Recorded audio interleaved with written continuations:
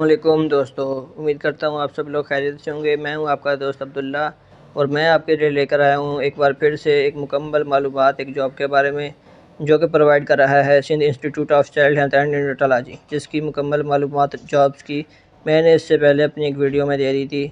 अब मैं आपको बताऊँगा कि इन जॉब्स में अप्लाई करने का मुकम्मल तरीका क्या है। सबसे पहले तो आपने अपने गूगल को ओपन करना है और इस पर SICHN लिख लेना है, जो कि फुल फॉर्म शॉर्ट फॉर्म है Sindh institute of child health and neurology की। उसके बाद हम जब सर्च कर लेंगे तो हमारे सामने ऐसा एक बॉक्स ओपन हो जाएगा, जिसमें हम इसको सर्च कर लेंगे और हमारे सामने ऐसा एक टैब ओपन हो जाएगा। तो अब हम इसके ऊपर कोने में जो 3 ये डॉट बने हुए हैं, इसके ऊपर अप्लाई करें, इसके ऊपर लगाएंगे तो हमारे सामने ये सारे कॉलम्स ओपन हो जाएंगे, जिसमें हम दबाएंगे करियर्स के बटन पर। क्योंकि मेरे मोबाइल फ़ोन में डेस्कटॉप मोड लगा हुआ है, जिसको हम देख सकते हैं यहाँ से, ये आपको नज़र आ रहा होगा डेस्कटॉप साइट, यानी कि फॉर्म की लेंथ की वजह से ये हमें मोबाइल फ़ोन पर फॉर्म अलाउ नहीं करता। जो लोग मोबाइल फ़ोन पर अप्लाई करना चाहेंगे उनके सामने ये कॉलम ऐसे खुल जाएगा, जिसमें ये हमें कह रहा होता है कि please access to job portal through desktop computer. तो हम मोबाइल फ़ोन को ही डेस्कटॉप बना लेते हैं। मोबाइल फ़ोन में ये सर्विसेज अवेलेबल हैं, कुछ में अवेलेबल हैं, कुछ में नहीं है। तो जिन फ़ोन में सर्विसेज अवेलेबल हैं उनमें ये सर्विस को हासिल करने के लिए हम जब ओपन कर लेंगे, जब हमारे पास ऐसे लिखा हुआ आ रहा होगा, तो हम क्या करेंगे, ऊपर कोने में पड़े हुए 3 नुक्तों को जैसे ही दबाएंगे तो हमारे सामने ये टैब ओपन होगा और हम जाके डेस्कटॉप साइट पे क्लिक कर देंगे तो हमारे पास डेस्कटॉप साइट के ज़रिए ये फार्म ओपन हो जाएगा। अब जिस मोबाइल में ये सर्विस अवेलेबल नहीं है, वो उन लोगों को मजबूरन किसी कंप्यूटर के ज़रिए ही या हमारे ज़रिए अप्लाई करवाना पड़ेगा, जिससे उनको सहूलत लगे वो कर सकते हैं। अब हम देख सकते हैं कि SICHN कराची, SICHN शहीद बेनज़ीराबाद यानी नवाबशाह, और SICHN सक्खर और SICHN जामशोरो, इन चारों सेंटर्स पर जॉब अवेलेबल है। ये जॉब जो सी कराची की दूसरी दिखाई जा रही है, ये हेड ऑफ़िस की जॉब्स होती हैं, यानी कि इनका हॉस्पिटल से कोई ताल्लुक़ नहीं होता।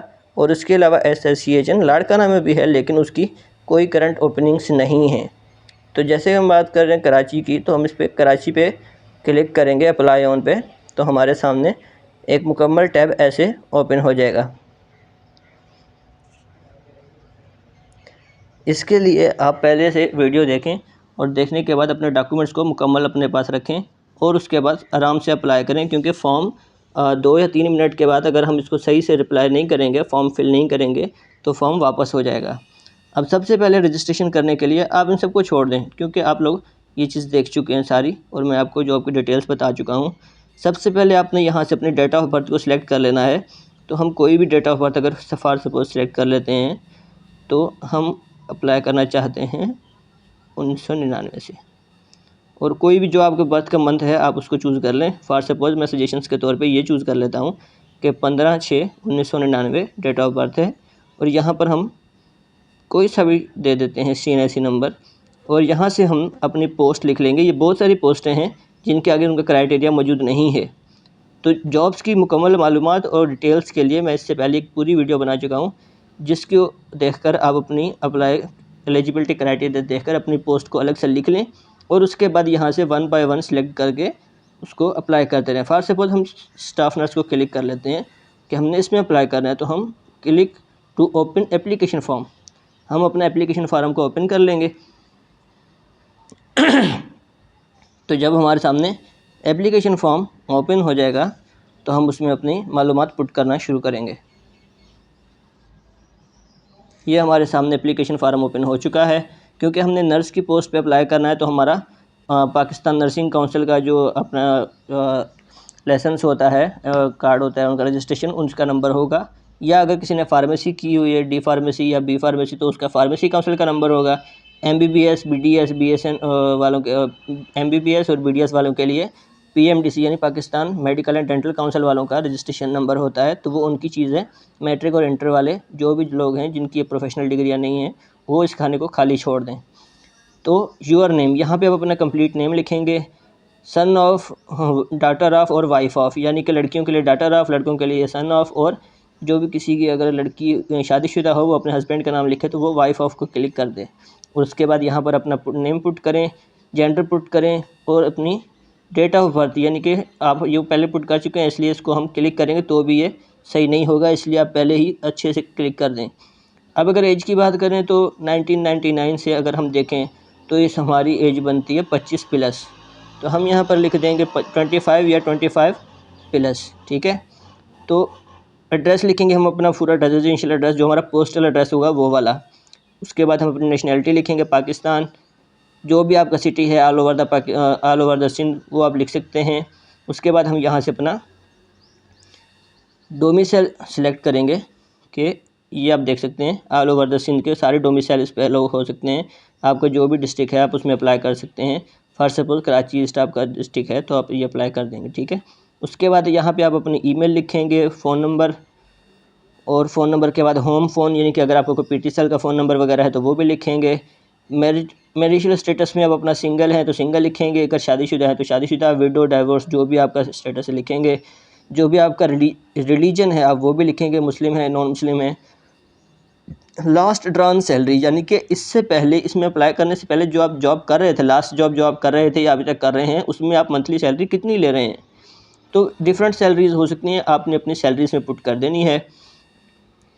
तो यहाँ पे आ गया था एकेडमिक इन्फॉर्मेशन, उसमें अगर आप मैट्रिक लेवल की अप्लाई कर रहे हैं तो आप यहाँ पर लिखेंगे मैट्रिक, और ग्रुप और डिग्री। ग्रुप होता है आपका अपना साइंस हो सकता है, आर्ट्स हो सकता है, कंप्यूटर साइंस हो सकता है, जो भी आपका ग्रुप है आप ग्रुप लिखें। उसके बाद जो स्लैश दी गई है, मिसाल के तौर पे जैसे मैं लिखूँ साइंस एंड मैट्रिकुलेशन, मैंने की है, अपनी डिग्री का नाम मैट्रिकुलेशन और ग्रुप है मेरा साइंस, तो बीच में हम ये यहाँ से स्लैश लाजमी पुट करेंगे ताकि पता हो कि साइंस में हमने डिग्री की है। उसके बाद अगर हम यहाँ पर जाएंगे name of institution and location, तो इंस्टीट्यूशन में आपने अपने कॉलेज या स्कूल का नाम लिखने की ज़रूरत नहीं, जो आपका बोर्ड है आप वो लिख लेंगे। मिसाल के तौर पे BISE यानी board of intermediate and secondary education Karachi, पूरा लिखने की ज़रूरत नहीं है, इतना सही काफ़ी है। डिग्री अवार्डेड, डिग्री अवार्डेड में एक चीज़ बड़े काम की है वो मैं आपको बताना चाहूँगा। जिस साल में आपकी डिग्री कंप्लीट हुई है, जो आपने जिस साल में अपनी डिग्री को कंप्लीट किया है, मैट्रिक के लिए सूटेबल जो टाइम पास होता है वो आपका अगस्त होता है। अगस्त की कोई भी आप वर्किंग डेज लास्ट वाले लिख दें, ठीक है, उसमें कोई इशू नहीं है। 28 तारीख लिख दें, 29 लिख दें, 30 लिख दें, जो भी आपका वर्किंग डे हो, यानी कि संडे नहीं हो उस तारीख पे। ठीक है, जो भी आपका साल है उस साल की अगस्त मंथ की कोई भी डेट आप लास्ट वाली डाल सकते हैं, कोई इशू नहीं है। ठीक है, उसके बाद हमारे पास आ जाता है इंटरमीडिएट। इंटरमीडिएट में भी आपको मालूम है कि ICOM और FA FSC बहुत सारी डिग्रीज अवेलेबल हैं। तो उसके बाद हम जो भी हमारा ग्रुप होगा वो लिखेंगे, उसके बाद डिग्री लिखेंगे, डिग्री का नाम जो होगा। उसके बाद हमारा नेम ऑफ़ इंस्टीट्यूशन, तकरीबन जिसने BA अपने कराची बोर्ड से मैट्रिक किया उसी ने कराची बोर्ड से ही इंटर किया होगा, वो अपने बोर्ड का नाम लिखेंगे।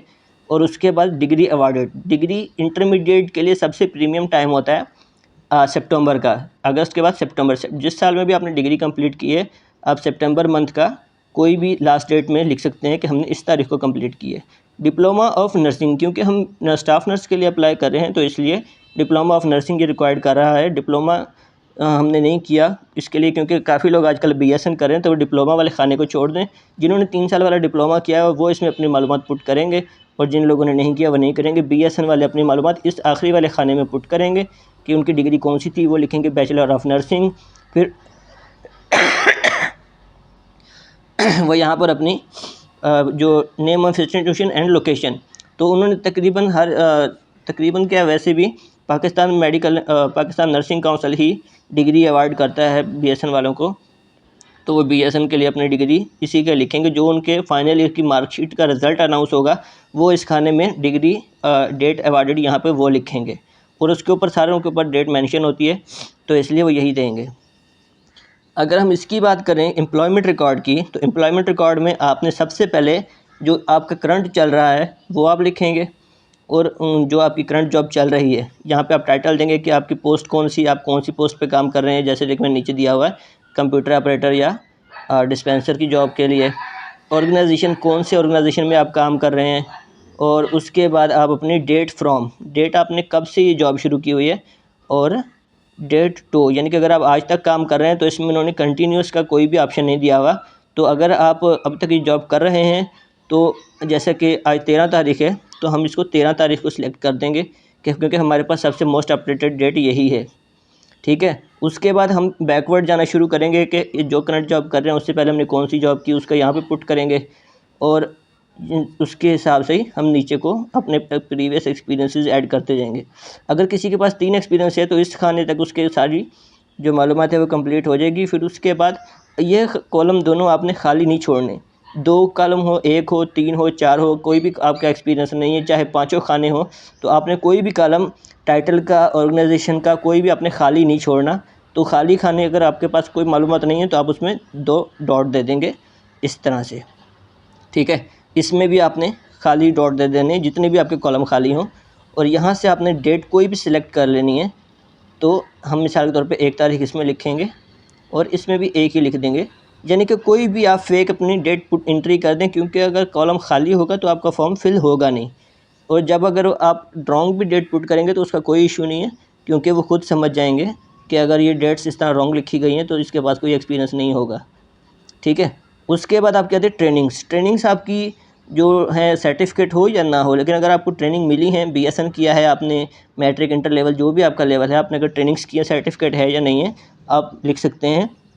टाइटल में आप लिखेंगे कि आपने कौन सी ट्रेनिंग की, डिस्पेंसर की ट्रेनिंग की, फर्स्ट एड की ट्रेनिंग की, या कंप्यूटर की ट्रेनिंग की। अगर IT असिस्टेंट में अप्लाई कर रहे हैं तो जो भी आपकी कंसर्न ट्रेनिंग्स की हुई हैं आपने, वो आप लिख देंगे यहाँ पर। 1 है, 2 है, 3, 4, 5 का ऑप्शन यहाँ पे अवेलेबल है, लेकिन अगर आपके 5 से ज़्यादा भी हैं तो कोई भी 5 आप लिख सकते हैं। लेकिन अगर 5 से कम है तो इसी की इसमें भी 1 या 2 ट्रेनिंग्स हैं, तो बाकी कॉलम्स में हमने ऐसे ही फुल स्टॉप और डॉट्स दे देने हैं। और उसके बाद इस तरह नेम ऑफ़ इंस्टीट्यूशन और लोकेशन, अगर आप कराची के हैं या कहीं से भी हैं तो जिस इदारे ने, जिस क्लिनिक ने, जिस हॉस्पिटल ने आपको ट्रेनिंग करवाई है, उसका नाम और उसका लोकेशन, यानी किस सिटी में वो है, वो भी आप लिखेंगे। और ट्रेनिंग आपने कब शुरू की और ट्रेनिंग कब तक की, ये भी लिख देंगे इस तरह ही। अगर आपके पास कॉलम खाली हो रहे हैं तो आप कोई भी रॉन्ग डेट्स भी पुट कर सकते हैं।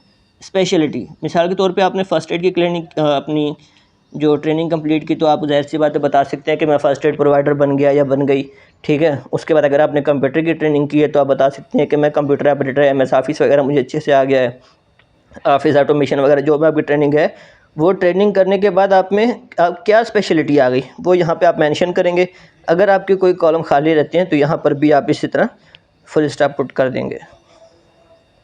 रेफरेंसेस वो आते हैं, provide the name of 2 professional referees can from your previous employer but not relatives. आप अपने रिश्तेदारों का नहीं यहाँ पर लिख सकते, लेकिन जो आपके प्रीवियस बॉस थे, ठीक है, या जिन्होंने आपके साथ काम किया था, या जो आपके इदारे के हेड रहे हैं, जो आपने प्रीवियस एक्सपीरियंस ऐड किए हैं उनमें से, वो आपने लाजमी यहाँ पर पुट करने। अगर आपका कोई भी एक्सपीरियंस नहीं है तो आप किसी का भी नाम लिख सकते हैं, लेकिन यहाँ पर चाहे वो रिलेटिव्स क्यों ना हो, लेकिन आपको लिखना पड़ेगा, क्योंकि अगर कॉलम खाली होंगे तो फॉर्म भरेगा नहीं। यहाँ पर नाम पुट करना लाजमी, यहाँ पर फुल स्टॉप से काम नहीं चलेगा।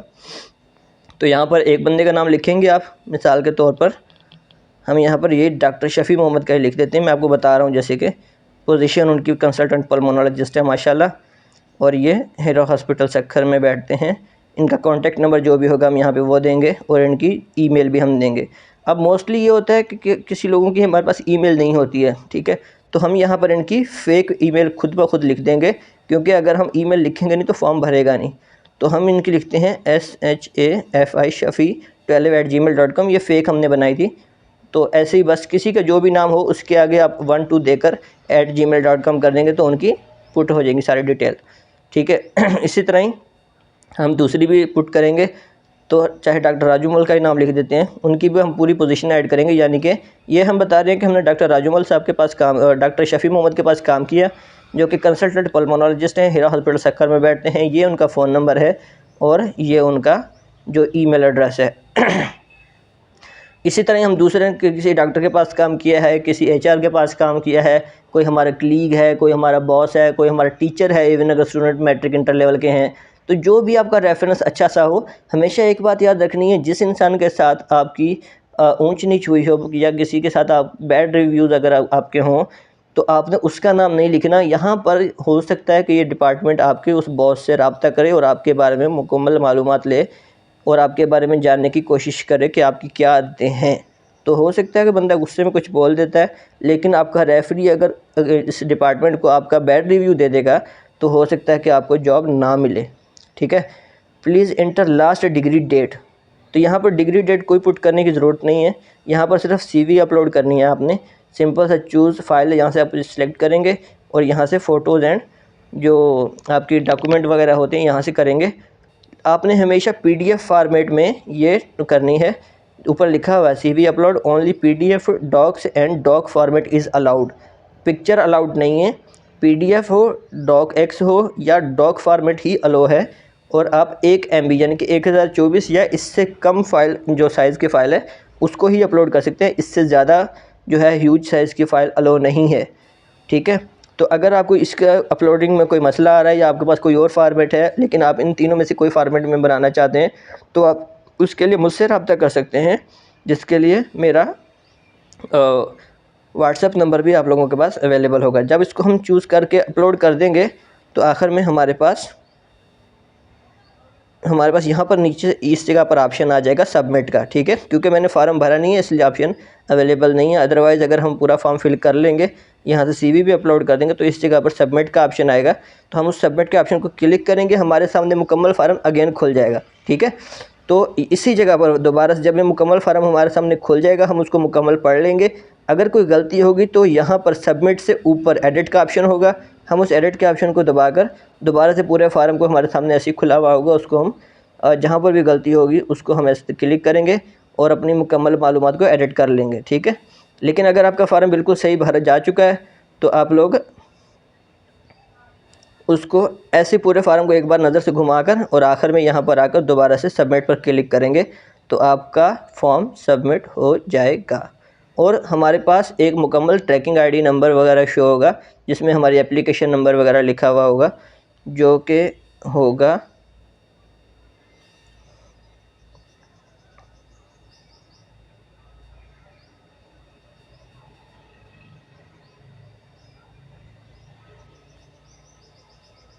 कुछ इस तरह से, बिल्कुल इसी तरह कि you have applied successfully, submit your application number against post operation theatre assistant Sukkur. तो ये जो भी आप पोस्ट अप्लाई करेंगे, जिस सिटी के लिए अप्लाई करेंगे उसका आपके पास एप्लीकेशन नंबर अवेलेबल हो जाएगा।